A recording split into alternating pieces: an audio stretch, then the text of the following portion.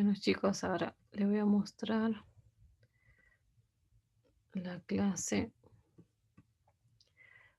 que se los prometí hace rato. Bueno, está orientado, como les vengo diciendo hace unos días, es cómo se presenta un paciente en la terapia intensiva. Como hoy bien les dije, entiendo que no son residentes de terapia, así que esta clase fue dirigida para internos que hacen guardias de 24 horas en terapia, que no es poca cosa. Entonces, ¿cómo defino terapia intensiva? Desde mi punto de vista, es la última oportunidad que tiene un ser humano de vivir. Es un lugar que es donde se destinan todos aquellos pacientes que tengan una patología en su forma grave, ¿no? Entonces, es bastante importante porque no lo que hacemos la terapia intensiva ni los médicos, sino todo el equipo, ¿no? Enfermeros, licenciados, sino también entender que es el último sitio donde deberían desear que esté un paciente, porque dentro de todas sus posibilidades, la salir de ahí es muy poco, pero como cualquier especialidad que elijan en el futuro, tienen que conocer las pautas de alarma de ya sean ginecólogos, ya sean traumatólogos, ya sean cirujanos, bueno, dermatólogo no tanto, o endocrinólogos también, porque está el coma mixematoso, todas las patologías tienen una gravedad y cada uno debería conocer cuándo es grave para poder presentarlo a la terapia intensiva, ¿no? Los que estén de guardia. Para Esto es bastante similar a que un paciente de clínica, ¿no? Siempre hay que empezar con el nombre y apellido y la edad del paciente, ir a los antecedentes personales, si el paciente es hipertenso, si es diabético, si tuvo una internación previa o lo que sea, la medicación previa, si lo toma, cuánto toma, si cumple con el tratamiento o no. Y una vez que tengamos todo esto, es como que me están contando al paciente hacia atrás, van a hablar del presente. ¿Cuál es el motivo de consulta? Por dolor abdominal, por disnea, por dolor precordial, por cefalea. Ese sería el por lo que llevó a consultar. Una vez que está dicho esto, tendríamos que pasar a lo que sería la enfermedad actual. Y ahí es donde empieza el relato que hacen siempre, ¿no? El paciente, no sé, presenta náuseas y vómitos de 5 días de evolución, que consulta a tal lugar, entonces va detallando la historia del paciente. Una vez que cuentan, no sé, bueno, y lo vio médico tratante que dice y decidió su internación, ¿no? Ahí hacen como una pausa siempre. Y ahí pueden hablar ya de los estudios complementarios. Entonces se pidió una ecografía que relata tal cosa, o se pidió una tomografía, que el informe detalla tal cosa. Se pidió el laboratorio, dentro del laboratorio lo más importante, se resalta, no hace falta que digan todos los valores, sino los que se encuentran anormales. Y después, ¿cuál es el diagnóstico? ¿No? El diagnóstico del paciente. Recién va. Por ejemplo, bueno, con esto nos dimos cuenta que tenía una neumonía de base derecha, bla, bla, bla, con un score de gravedad, no sé, un CURB 65 de tanto, un POR de tanto, eso depende de cada uno, pero recién ahí, una vez que se presenta al paciente los antecedentes, se encuentra la enfermedad actual, se dice qué estudio se realizó y recién ahí se habla del diagnóstico que tiene el paciente. Una vez que eso creo que lo pueden hacer solamente con el ingreso, no hace falta que se repita todo el tiempo el paciente, sino cuando hay un ingreso a terapia intensiva. Y después pasa la descripción por sistema, ¿no? Igual que los signos vitales, en general pasa que como no es como en otros, por ejemplo, en piso que tienen cada 4 o cada 2 o lo que sea, y es continuamente los signos vitales. Y luego vamos a pasar a descripción por sistema. Esto es lo que tendrían que hacer diariamente, digamos. Bueno, por ejemplo, no sé, nuestro paciente que estuvo con neumonía por COVID, no sé cuántos días de internación, y actualmente el paciente se encuentra, y ahí va la descripción. Siempre empezamos de arriba hacia abajo, la parte neurológica. Y acá los pacientes se dividen en dos. En aquellos pacientes que tengan análogo sedación, aquí me refiero con análogo sedación, fentanilo, remifentanilo o morfina, y sedantes como el midazolam, dexmedetomidina, propofol, que es lo que veo que tienen en la clínica. Así que ahí tengo un tipo de paciente, porque generalmente estos pacientes se encuentran intubados, ¿no? Entonces no le puedo decir, a ver, señor, ¿cómo se llama? No va a hablar, no va a poder, si tiene analgésico o está sedado, no va a responder la forma motora correspondiente ni tampoco la ocular. Entonces no sirve. Para este caso vamos a utilizar la escala de RAS, uy, que me quedó muy abajo. Pero bueno, la escala de RAS es una escala que se utiliza para medir niveles de conciencia en pacientes que se encuentran bajo análogo sedación, ¿sí? Justamente porque Glasgow no permite medir esto, ¿no? Entonces se dividen de -5 a 0, dependiendo de la respuesta del paciente. Cuando es -5, el paciente no se despierta por nada. Y acá dice estímulo verbal y estímulo físico. ¿A qué se refiere con esto? Estímulo verbal es decir el nombre del paciente en voz alta, al lado de su oído. Realmente, sobre todo si es viejito, porque no escuchan muy bien, así que hay que hacerlo más fuerte. Y el estímulo físico no es ni pellizcar, ni rasguñar, ni morder, ni nada de eso. Es hacerlo como una palomada en el hombro, suavecito, y le dicen su nombre para ver si se despierta. Y ahí voy a evaluar sobre todo si tiene apertura ocular, cuánto tiempo tiene apertura ocular y si tiene contacto, o sea, si, por ejemplo, está en la cabeza para que lo llame acá y le digo, no sé, fulanito, y abre los ojos y me mira, eso es distinto a que abre los ojos y esté mirando el horizonte, ¿no? Entonces eso me va a hablar del RAS que tiene el paciente. Y lo otro extremo es el agresivo, eh, ese paciente lo que generalmente se quiere arrancar todo, se quiere estirarse de la cama. Bueno, todos esos pacientes a veces lamentablemente requieren aumentar las dosis para poder controlar, porque a veces es lesivo para el paciente y obviamente para el personal. Pero ahora usted me dirá, bueno, ¿para qué sirve esto? Porque, bueno, justamente así como utilizan fármacos para la presión arterial, que le ponen, no sé, algún antihipertensivo a un paciente hipertenso y lo van regulando la dosis de acuerdo a la respuesta, esto es igual. Y esto es sumamente importante, aunque no lo crean, porque todos los fármacos tienen efectos no deseados. Y si yo pongo un paciente que no tenga indicación a que tenga un RAS de -4, lo único que estoy haciendo es perjudicando al paciente, perjudicando la evolución. Eso se asocia a mayor días de ventilación mecánica, por ende mayor posibilidad de infección, por ende a mayor mortalidad. Entonces es bastante importante el RAS, porque si es un paciente que teníamos planeado despertarlo para extubarlo, es decir, sacarle el tubo, no es lo mismo -2 a -5. Pero con que usted diga paciente bajo análogo sedación, tiene un RAS de -3, me alcanza y me sobra. Es demasiado para ustedes, pero bueno, si están en terapia 24 horas, me parece que deberían saberlo. Otra escala que se utiliza para evaluar el grado la coma, en realidad el grado de coma sería la escala de Ford. Esto mide, ¿esto por qué se creó? Porque se dieron cuenta que el Glasgow no sirve en pacientes neurocríticos. Entonces se habla de FOR, que es un estado de evaluando la parte ocular, la parte motora, los reflejos y el patrón respiratorio más que nada. Entonces, de acuerdo a eso nos va a dar un puntaje. El máximo puntaje son 16. A mayor puntaje, mejor evaluación neurológica que tiene este paciente, ¿no? Pero eso también se utiliza para en estos casos, sobre todo en los neurocríticos que han estado en coma. Luego de la parte, me faltó esta parte, de la parte neurológica, lo que nos importa es las pupilas, si están mióticas, si están midráticas, si están isocóricas, si son reactivas o no reactivas.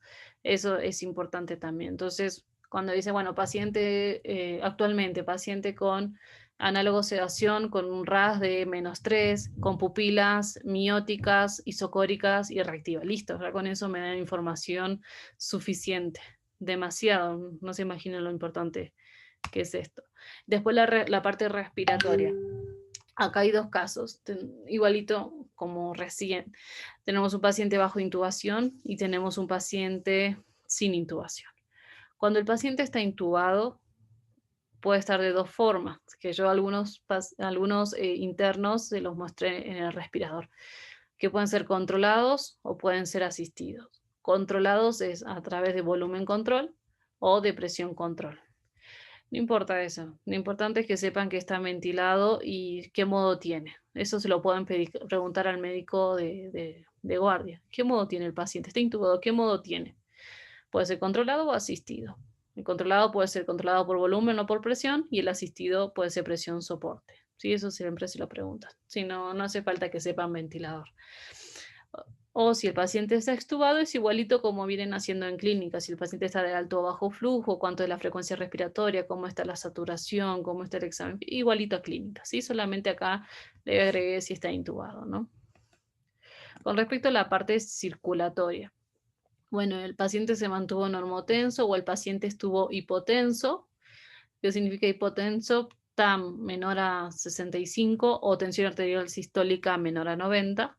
Entonces, bueno, si el paciente estuvo hipotenso, se está requiriendo fármaco, generalmente noradrenalina, y la dilución es importante porque no es lo mismo que tengan, no sé, 5 gamas o 5 microgramos, kilogramos, minuto de noradrenalina versus 0,3. Yo les di una hojita de los fármacos usados más frecuentes durante la emergencia. Ahí les escribí detalladamente cómo se calculan las gamas. Si no lo tienen, me avisan, se los vuelvo a enviar, no tengo ningún problema, pero tienen que hacer por cada fármaco que esté en infusión continua, ya sea noradrenalina, no sé si usan vasopresina o dopamina, dobutamina, lo que sea, o cualquier, no sé, droga que esté en infusión continua, tienen que saber las gamas. Si el paciente está hipertenso, qué antihipertensivos tiene, cuánta dosis tiene, por qué vía se administra, por vía endovenosa, por vía oral, o por sonda nasogástrica. Eso también es importante. El relleno capilar, igualito como hacen en clínica, y si presenta edemas. Siempre nuestros pacientes presentan edemas. Pero bueno, siempre se trata de evitar. Con respecto a la parte digestiva, este es igual que clínica, abdomen blando, depresible o dolor a la palpación, pero bueno, acá hay un pequeño detalle, los pacientes están con analgésicos, no van a veces tener dolor, o están sedados, no van a decir me duele ahí. Entonces lo que hace es una palpación superficial y profunda para ver que no esté distendido, porque, no sé, por ejemplo, para ver peritonitis no sirve, ¿no? Hay cosas que se pierden información cuando están analgesiados o sedados. ¿Qué tipo de alimentación? Si se está alimentando por zona nasogástrica, si lo toleró, ¿a qué me refiero si toleró? Si tuvo vómitos, si tuvo distensión abdominal. Después la catarsis, si es negativa o positiva y cuántos días que no tiene catarsis. ¿Por qué? Porque justamente estos pacientes con toda esta medicación tienden a disminuir su catarsis y generan lo que se llama hipertensión intraabdominal o presión intraabdominal elevada, y esto genera muchas repercusiones hemodinámicas por un aumento de la presión del abdomen. Entonces es sumamente importante poder prevenir que ocurra esto. Imagínense que esto es algo que se tiene que medir cada 6 horas en una terapia. Hay forma de monitorización invasiva eh, y continua de la presión intraabdominal, porque se ha descrito muchas complicaciones y obviamente van a dificultar el buen desarrollo de este paciente.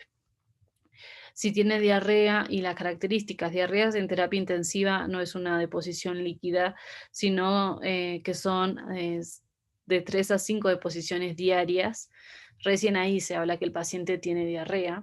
Y si tiene diarrea, se utiliza la escala de Bristol, que no se la puse, pero no es importante. En este caso de ustedes, ¿no? Obviamente para mí sí, pero tampoco les voy a pedir mucho. Y si tiene drenajes en abdomen, igualito que clínica, dónde están abocados el drenaje, cuánto es el débito y qué característica tiene el débito. Con respecto al aparato excretor, lo que siempre le pregunto, y deben decir que soy fanática, en realidad soy fanática de esto porque fui ayudante en la facultad de la parte renal. Acá es importante la diuresis. Tenemos que saber cuánto orina el paciente en 24 horas. y eso para darme el pase, pero si están en la terapia intensiva y haciendo guardia y ven una alteración del ritmo diurético, ya tienen que dar pautas de alarma al médico que está de guardia para que pueda tomar conducta o no. De hecho, las enfermeras de terapia intensiva, bueno, ustedes tienen licenciadas, em, son bastante lúcidas en este punto y depende de donde uno trabaje, enseguida te avisan cuando cayó el ritmo diurético. Entonces, si la orina en 24 horas, siempre tenemos que hacer el número total, pongamos que orinó 2000, eso lo dividimos en 24 horas y ahí nos va a dar los mililitros hora que orinó ese paciente. O la otra forma es hacerlo dividido el peso. Entonces sería lo que orinó, pon 2000 de vuelta el ejemplo, por las horas dividido 24 y por el peso del paciente, que sería en las unidades de kilogramos. Y eso nos va a dar el ritmo diurético de un paciente según el peso. Ahí les escribí el ritmo diurético normal. Son de 50 mililitros hora, es lo que mínimo que se puede esperar que un paciente orine por hora. Y según el peso es mayor a 0,5 mililitros kilogramos. Hay kilogramos puse, kilogramos hora. ¿Sí? Cuando hablamos de poliuria, porque también lo he escuchado, poliuria se define como 3 litros en 24 horas o un ritmo diurético de 150 mililitros horas, y si vamos por el peso del paciente, a 3 mililitros kilogramos hora o a 10 mililitros hora. Entonces, todo eso son definiciones de poliuria, cualquiera que ocurra. Y después, si el paciente tiene falla renal. Si el paciente tiene falla renal, hay miles de escalas que se utilizan para hablar de grado de disfunción renal. Está la Akin, Cadigo, hay varias. La que más me gusta es la Akin. Está la Rifle, que Rifle no se usa mucho. Si bien hubo trabajo, compararon Rifle con Aki y vieron que no había mucha diferencia, pero lo que tenía mejor el Aki era que detectaba en forma más precoz que el Rifle. El score aquí entonces tiene en cuenta dos valores, uno que lo cuantificamos a nivel de laboratorio, que es la creatinina, y el otro del flujo urinario. Y eso nos va a hablar la estadía. Esto para mí también es importante, porque el estadio 3 se acerca a la diálisis. El estadio 2 al estadio 3 yo puedo hacer pruebas con fármacos para evaluar la posibilidad de que ese paciente vaya a estadio 3.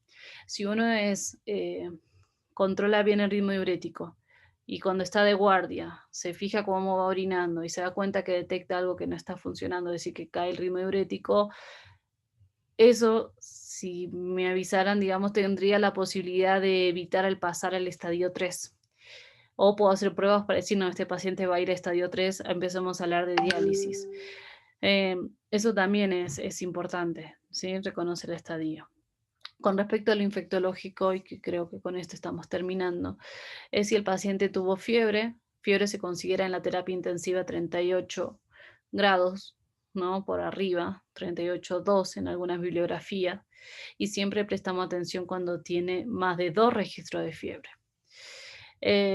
Tiene leucocitos, la verdad que en los leucocitos da una información no tan fidedigna, no es un marcador único de infección, tiene que tener una correlación, todo leucocito solos aislado no tiene mucha relevancia, siempre se tiene que agrupar con otros signos y síntomas. Si el paciente tiene disfunciones orgánicas, acá vamos a usar el score de SOFA. Si tiene falla renal, si tiene falla hepática, si tiene falla hepatológica a través de las plaquetas, si tiene disfunción neurológica a través del Glasgow. Eso también. Si paciente tiene antibiótico, qué antibiótico tiene, qué días de antibióticos y por qué lo tiene, ¿no? Porque a veces se cubre empíricamente, se dice, es cuando un paciente hace fiebre, se cultiva, se escala el tratamiento antibiótico en sospecha de los gérmenes más frecuentes intrahospitalarios.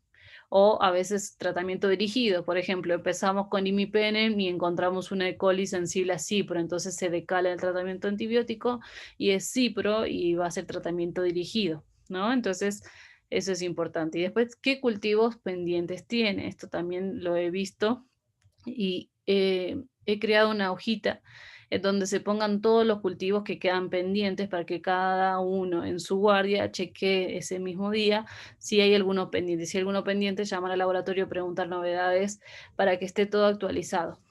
¿Mm?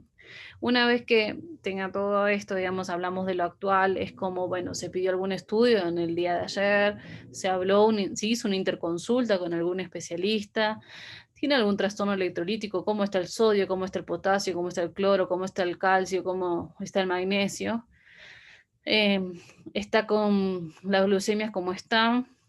Si quieren, después les doy otra clase, depende a la respuesta que tengan a esta, ¿no? A cuánto lo apliquen.